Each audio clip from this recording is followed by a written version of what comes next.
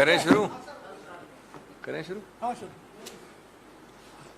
दोस्तों, जैसे कि हमेशा करते हैं, हिंदी में, इंग्लिश में, थोड़ा सब्र करें आप, उसके बाद प्रश्न उत्तर करेंगे। दोस्तों, ये दुर्भाग्यपूर्ण है कि आज एक निर्णय आया है, कन्विक्शन को निलंबित नहीं किया गया है। ये सभी जो मूलभूत आधार हैं कानून के इस क्षेत्र के, उनके अनुसार ये गलत है। एक गलत निर्णय को अफर्म किया गया है, वो गलत है। हमारे पास जितने भी कानूनी विकल्प हैं, प्राथमिक जिसमें है उच्च न्यायालय की तरफ जाना, उसके अधिकार क्षेत्र का हम उपयोग करेंगे, निकट भविष्य में करेंगे। इसमें तिथि देना आवश्यक नहीं है, लेकिन हमारे सभी अधिकार क्षेत्र जल्द से जल्द इस्तेमाल किए जाएंगे। आप जानते हैं कि हमारे जो संवैधानिक न्यायालय हैं, जो उच्च न्यायालय भी आता है, जिसमें उच्चतम न्यायालय भी आता है, उनके पास व्यापक ऐसे पावर्स हैं जिनके अंतर्गत ये जो गलत कारणों से गलत कानूनी आधार पर दो निर्णय आए हैं, उनको चुनौती दी जाएगी। और हमें आशा और विश्वास है कि जल्द से जल्द ये सही की जाएगी, गलती को ठीक किया जाएगा न्यायिक कानूनी रूप से। जहाँ तक श्री राहुल गांधी जी के वक्तव्य का सवाल है, सब जानते हैं कि वो एक लाइन किस संदर्भ, किस परिप्रेक्ष्य में कही गई थी, किस प्रकार से उसको तोड़ फोड़ कर एक नई आयाम दिया गया है, जो बिल्कुल सीधा देखने पे भी झूठा और बेमानी दिखता है। जो कारण दिए गए हैं इस निर्णय में, वो बिल्कुल संदिग्ध हैं, गलत हैं, कानूनी रूप से मैं कह रहा हूं। और जो बार बार ओबीसी के विषय में टिप्पणियां की जा रही हैं, उनका उल्टा असर अब हो रहा है। सभी लोग समझते हैं कि ओबीसी समुदाय के लोगों ने ये समझ लिया है कि मोदी जी और सत्तारूढ़ बीजेपी किस प्रकार से उनके नाम का दुरुपयोग कर रहे हैं, उनके नाम को भुनाने का प्रयत्न कर रहे हैं राजनीतिक रूप से।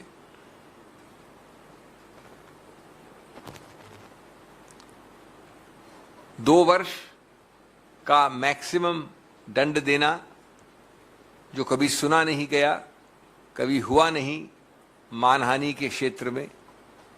कन्विक्शन ही नहीं होता है क्रिमिनल, लेकिन अगर होता है तो 3 या 5 महीने से ज़्यादा कभी सुना नहीं गया। उसको सेशंस कोर्ट द्वारा सही मानना बिल्कुल गलत है।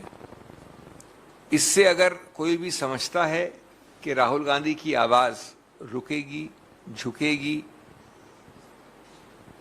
साइलेंट होगी, तो वो न राहुल गांधी को जानते हैं, न कांग्रेस को समझते हैं। राहुल गांधी स्पष्ट और सही रूप से बोलते हैं। वो लोगों के, जनता जनार्दन के न्यायालय में, उनके दरबार में बोलते हैं। और उन्होंने कोई गलत न कहा है, न कहेंगे, लेकिन अपनी आवाज़ पुरजोर तरीके से सबके सामने रखेंगे। उनके पीछे पड़ना, उनको कभी ट्रोल करना, उनके संसद में बोलने से पहले प्री कंडीशंस रखना, संसद को सत्तारूढ़ पार्टी द्वारा अवरुद्ध करना, उनकी सदस्यता पे प्रश्न चिन्ह लगाना, उनको प्रिविलेजेस कमेटी से डराना धमकाना, इस किसी से कुछ फर्क न पड़ा है, न पड़ेगा, न राहुल गांधी को, न कांग्रेस पार्टी को। जो उनके कानूनी अधिकार क्षेत्र हैं, संवैधानिक अधिकार क्षेत्र हैं, उन सब का वो प्रयोग करते रहेंगे। और इस जरिए जो चिंता दिखा रहे हैं माननीय मोदी जी, बीजेपी सरकार, सत्तारूढ़ पार्टी, वो सिर्फ एक चीज दिखा रहे हैं, वो चिंता व्यक्त कर रहे हैं, घबराहट और बौखलाहट व्यक्त कर रहे हैं इस प्रकार के हथकंडों से। न कि राहुल गांधी के जनहित में पूछे गए इतने सारे अलग अलग प्रश्नों का उत्तर देना। भ्रष्टाचार से संबंधित बहुत पैनी दृष्टि से पूछे गए प्रश्न इत्यादि। अब मैं 2-4 मिनट लूंगा आपके साथ में, तकनीकी नहीं होना चाहता, लेकिन आपको एक छोटा सा एक झांकी देना चाहता हूं कि किस प्रकार से पढ़ने दिखने में भी ये निर्णय गलत लगता है जो आज आया है। और मैं जानता हूं कि मैं जनता से बात कर रहा हूं, आपके जरिए जर्नलिस्ट से बात कर रहा हूं, मैं कोई कानून की बहस नहीं कर रहा, लेकिन जब निर्णय आता है तो निर्णय में आवश्यक हो जाता है कि कुछ तो कुछ डिटेल में जाया जाए। अगर आप कुछ 3-4 पैरास देखें शुरू के, तो विचित्रता इस केस में एक बड़ी अजीब है। केस के बाद केस, यानी पुराने निर्णय लिखे गए हैं, साइट किए गए हैं, जो पढ़ने से भी मालूम पड़ता है कि गलत साइट किए गए हैं, जो लागू नहीं होते या लागू हमारे पक्ष में होते हैं, यानी राहुल गांधी के पक्ष में, या अनुपयुक्त हैं, उनका दुरुपयोग या इस्तेमाल किया गया है निर्णय पे आने के लिए। मैं उदाहरण दूं कुछ आपको। एक पन्ने 4 पे, मैं डिटेल में नहीं जाना चाहता, केस साइट किया गया है, और इन सब केसेस में सिलेक्टिवली, आंशिक रूप से कोटेशन दिए गए हैं, व्यापकता नहीं देखी गई है। एक सरीन का केस उच्चतम न्यायालय का साइट किया है माननीय न्यायाधीश जिनका निर्णय आज आया है, और उसमें ये लिखा है, if so the legal position can be laid down that when conviction is on a corruption charge against a public servant the court should not suspend the order of conviction. अब ये अंडरलाइन किया गया है ये माननीय sessions जज द्वारा underline किया गया है, सिर्फ इन्हीं हिस्सों पे रिलाई किया गया है। क्या ये करप्शन चार्ज का केस था? राहुल गांधी करप्शन चार्ज पे संदिग्ध हैं या अभियुक्त हैं? दूसरा उदाहरण दिया नवजोत सिंह सिद्धू का। याद रहे, वैसे नवजोत सिंह सिद्धू के केस में मर्डर चार्ज था या मैनस्लॉटर चार्ज था, उसको अंडरलाइन किया गया। मैं सिर्फ अंडरलाइन पोर्शन पढ़ रहा हूं निर्णय के, और ये अंडरलाइनिंग मेरी नहीं, प्रिंटर की नहीं, माननीय न्यायाधीश की है। दूसरा, जब आप नवजोत सिंह सिद्धू का साइट करते हैं अंडरलाइन करके, तो ये सेंटेंस जो आपने अंडरलाइन किया है, क्या कहता है? But the person seeking stay of conviction should specifically draw the attention of the appellate court to the consequences that may arise if the conviction is not stayed. Rahul Gandhi ने क्या किया था? यही तो बताया था कि परिणाम कितने सीरियस हैं कि मेरे को जो मानव अधिकार है पार्लियामेंट के अंदर बोलने का या रहने का, वो निलंबित हो जाएगा। और याद रहे कि यही कॉन्सिक्वेंसेज एक मर्डर चार्ज में 2007 में माननीय सिद्धू साहब ने उच्चतम न्यायालय को बताया, उन्होंने सस्पेंड कर दिया कन्विक्शन मर्डर चार्ज में। इसको साइट करते हैं माननीय न्यायाधीश, अंडरलाइन करते हैं, लेकिन मेरे विरुद्ध लागू करते हैं। यह आपको पारदर्शी लिखित रूप से आम आदमी को समझने वाली गलतियां बता रहा हूं, मैं कोई कानूनी दलील नहीं कर रहा। तीसरा केस साइट किया है रविकांत पाटिल का, अंडरलाइन किया है, वही कहा है, should draw the attention of the appellate court to the consequences that may arise if conviction is not stayed। ये इसलिए लिखा जाता है सेंटेंस कि जहां पर कोई आदमी निलंबित हो जाए, सस्पेंड हो जाए असेंबली से या पार्लियामेंट से, तो ये परिणाम आप लाइए सामने, हम सस्पेंड कर देंगे कन्विक्शन। इसको साइड किया गया मेरे विरुद्ध। ये तो मजाकिया गलती होगी, और इसको हम उच्च न्यायालय में बिल्कुल सामने रखेंगे। एक चौथा केस श्याम नारायण पांडे साइड किया गया, आपके पन्ने 6 में होना चाहिए अगर आपके पास कॉपी है तो। उसमें लिखा है, similar, if the convict is involved in crimes which are so outrageous, then it would have serious impact on the public perception of the integrity of the institution, then it should not be stayed। Criminal मानहानि so outrageous, इसको तो terrorism जैसी बात कर रहे हैं या खून खराबे की बात कर रहे हैं। मानहानि का चार्ज है जो अभी मानहानि के लेवल पे है। इस प्रकार के कई ऐसे और उदाहरण हैं जो दिखाता है कि प्राथमिक सिर्फ देखने से भी निर्णय संदिग्ध है, गलत है कानूनी रूप से, जिसका आधार नहीं है। 3 और जगह, एक उसका उदाहरण है पृष्ठ नंबर 10 पे, और एक अंत में वापस बार बार इस न्यायालय ने, इनके माननीय न्यायाधीश ने कहा है कि appellant has insulted and humiliated Mr. Modi, the Prime Minister. And then he said, and other 13 crore members of the Modi community. तीनों जगह ये बड़ा स्पष्ट है, मैं कोट कर रहा हूं, मैं अपनी बात नहीं कह रहा, ये बड़ा स्पष्ट है कि उनका पूरा निर्णय इस बात से एक ओवरशैडो हो गया है या ज़्यादा प्रभावित हो गया या दुष्प्रभावित हो गया है कि माननीय मोदी जी डिफेम हुए, लेकिन वो बात भूल गए जनाब कि मोदी जी तो कंप्लेनेंट ही नहीं है। मोदी जी तो कंप्लेनेंट ही नहीं है। हाँ, अगर आप कहते हैं कि हर उनमें से जो 13 करोड़ मोदी से उन्होंने लिखा है उसमें से कोई भी आके ये याचिका डाल सकता है तो वो बात दूसरी है, लेकिन उन्होंने हमेशा कहा है, ये भी पढ़ी दूसरी जगह जहां कहा है उन्होंने, para 5 Roman 5 at page 12, made derogatory remarks against the Honorable Prime Minister Shri Narendra Modi in general public and further compared the persons having Modi surname. So clearly, unfortunately, he is influenced by the high office of the Honorable Prime Minister, forgetting that the Honorable Prime Minister is not the complainant. As a matter of fact, one of the important points is in defamation law that only the person directly affected can maintain. Now, it's a moot question of arguments that the other members of the Modi community can and cannot or to what extent can maintain. वो हम argue करेंगे, लेकिन मैं आपको इसका एक structure बता रहा हूँ इस निर्णय का। पहले 10 निर्णय साइड करना, उनके गलत पोर्शंस पर रिलाय करना, ये सजेस्ट करना कि हमने कॉन्सिक्वेंसेज आर्ग्यू नहीं किए, ये नहीं देखना कि वो सब उदाहरण ऐसे केसेस के हैं जो इससे बहुत ज्यादा सीरियस थे और हमारे डेफर्मेशन केस में अप्लाई करना। जो 202 जुरिस्डिक्शन की बात आपको याद है मैंने पहले की थी कि अगर कोलार में ये चीज हुई है और गुजरात पहुंच जाए कोई आदमी याचिका लेके, तो 202 प्रावधान में आपको पहले प्राथमिक रूप से थ्रेशोल्ड में शुरुआत में ये देखना पड़ता है कि क्या वहां पर अधिकार क्षेत्र यानी जुरिस्डिक्शन है कि नहीं। उस पर पूरा एक सेक्शन लिखा है, लेकिन ये नहीं कहा कि भाई मैजिस्ट्रेट का ऑर्डर जो हमें चुनौती दी है सेशंस कोर्ट में, उन्होंने कहां डील किया इसके साथ, या उनका इसके साथ डील करना सही है या गलत है, ये कहीं नहीं बता पाए हैं। ये पूरा 3-4 पन्नों पे उन्होंने डील किया है, यानी सेशंस कोर्ट ने, माननीय न्यायाधीश ने, लेकिन ये नहीं बता पाए कि किस प्रकार से ये जस्टिफाई होता है कि कोलार से जो गुजरात की यात्रा है उसको उन्होंने 202 को अप्लाई करे, लागू किए बिना कैसे निर्णित किया। अंत में मैं जो पैरा 12 है उसके अंत का पोर्शन पढ़ देता हूं, अपनी बात खत्म करता हूं हिंदी में। Based on the above discussion, I hold that the learned counsel for the appellant has failed in demonstrating that by not staying the conviction and denying an opportunity to contest the election on account of disqualification, an irreversible and irrevocable damage is likely to be caused. अब ये बताएं मुझे, मैं जानना चाहूंगा, मैं educate होना चाहूंगा कि किसी भी एमपी एमएलए इससे ज्यादा क्या बता सकता है कि मेरे जो दिन निकल गए पार्लियामेंट के, संसद के, उनको आप वापस नहीं दे सकते।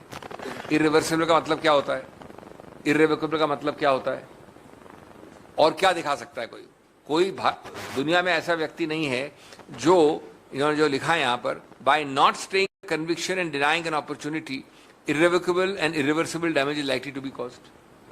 That is the whole case of Rahul Gandhi for stay of conviction. बाद में आप कन्विक्ट करिए ना, फाइनल में हियरिंग में कन्विक्ट करिए, लेकिन जब तक ये लंबित है तब तक स्टे करें।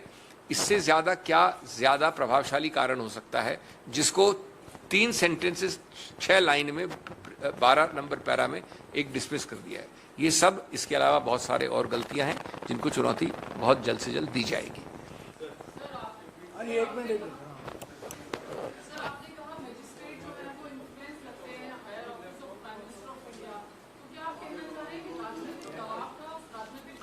देखिए, मैं वकील होने का फायदा ये है कि मैं अपने हर शब्द को बहुत पॉइंट प्रिसाइसली चूज करता हूं।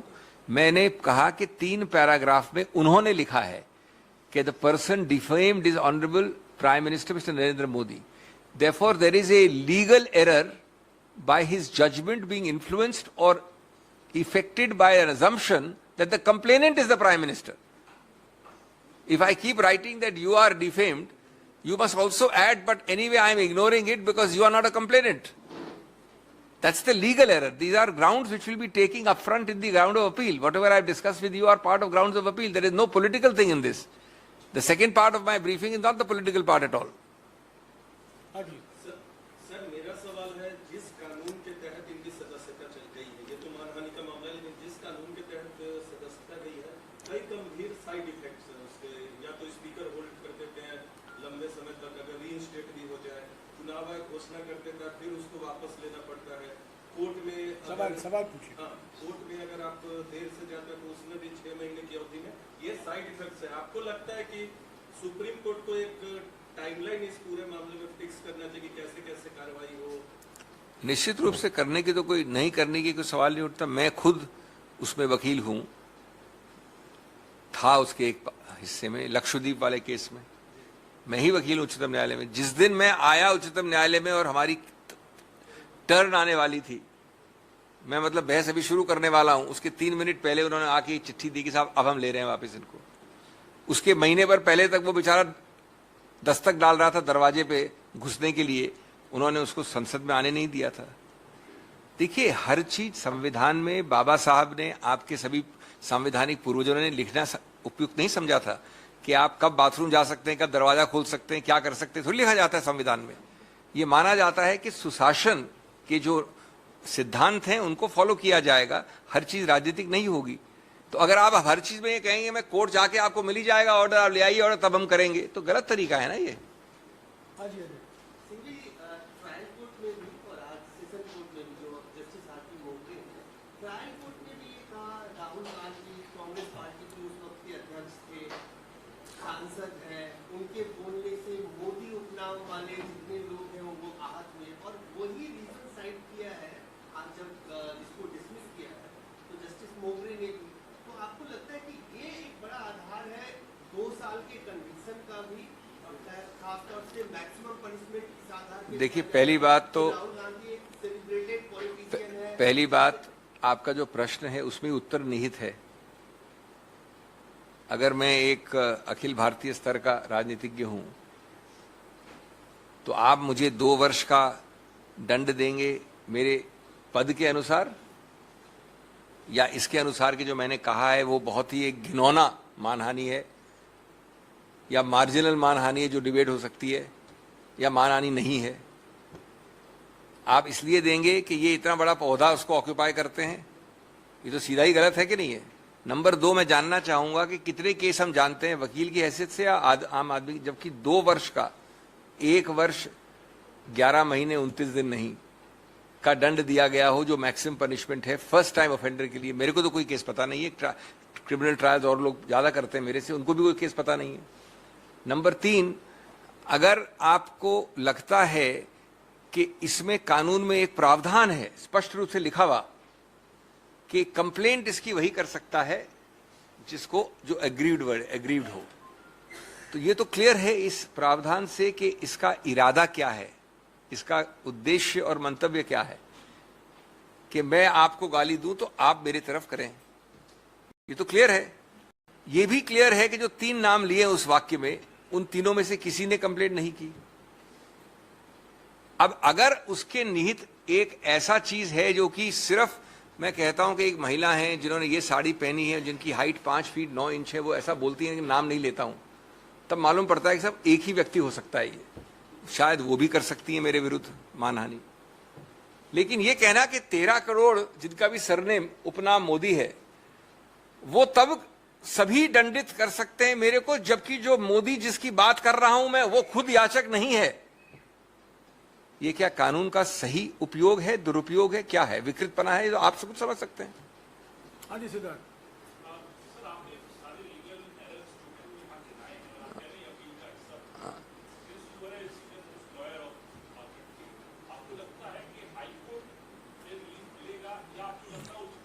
देखिए, ये वकील,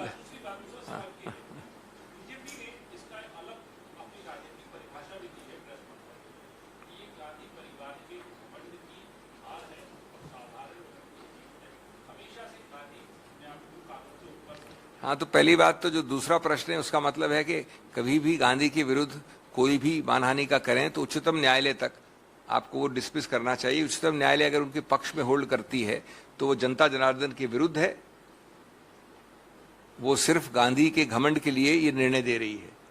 यही एक इसका मैं निकाल सकता हूं निष्कर्ष। अगर आपको ये सही लगता है, किसी भी सत्तारूढ़ पार्टी को कहना ये शोभा देता है, ये किस अकल से कहा गया है, कितना मजाकिया है, ये साफ दर्शा रहे हैं आप। जहां तक पहला प्रश्न था आपका, किस बारे में था? हाँ, देखिए मैं देखिए इन मामलों में भविष्यवाणी कभी नहीं करता हूं। हम सभी न्यायपालिकाओं का बहुत आदर करते हैं, हमें उसमें विश्वास है। हमारे पास 2 पक्ष खुले हैं, उच्च न्यायालय है, उसके ऊपर उच्चतम न्यायालय है। मैंने आपको जो 5 ही बताए हैं अभी, हमारे ग्राउंड ऑफ अपील में 10 और कारण होंगे। ये बहुत वजनदार हैं, महत्वपूर्ण हैं, तो हम बहुत इसके बारे में ऑप्टिमिस्टिक हैं, आशावान हैं। लेकिन भविष्यवाणी इसका मतलब नहीं होता कि भविष्यवाणी करें लोग आपके सामने, हाँ संजीव। न जैसे कि बीजेपी करती है, जो आपके दूसरे पक्ष में बीजेपी ने की, वैसे भविष्यवाणी नहीं करता हूं मैं। हाँ Sanjeev.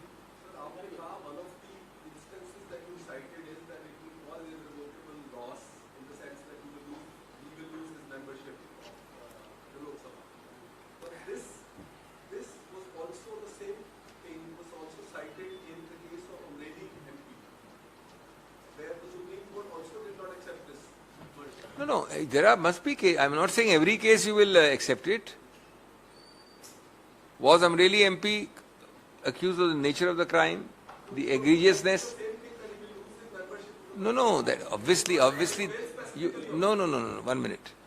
You tell me what other consequence can a MP or MLA, who is still case is pending, you tell me I am happy to take this plea in the High Court on your advice. No, seriously. Should he say that I will lose my house? Should he say that he will be on the streets? What consequence can you think of? Number 2, it doesn't mean that everybody who is losing or having a disqualification has to get a stay of conviction. But my point is, if Rahul Gandhi's case on a mere defamation charge, not a murder charge, not a conviction on corruption charge, is not good enough to get him a stay of conviction, if he is being disqualified, then what is the special reason which we are looking for? I am not able to think of it. That's my point.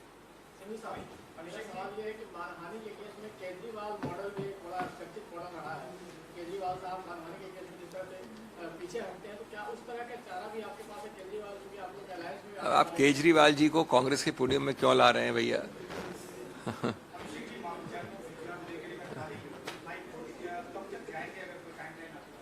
बहुत निकट भविष्य में। आज तो निर्णय आया, ये timeline से मुझे बड़ा रोचक लगता है। पिछली बार हमारे को बहुत सारे इंटरनेट लॉयर्स और व्हाट्सएप लॉयर्स सुझाव दे रहे थे कि मैं तो 8 घंटे में अपील फाइल कर देता हूं और मैं तो 12 घंटे में अपील फाइल कर देता हूं।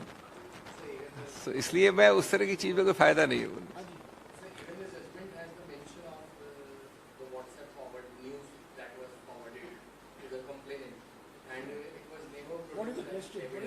No, I don't understand your question.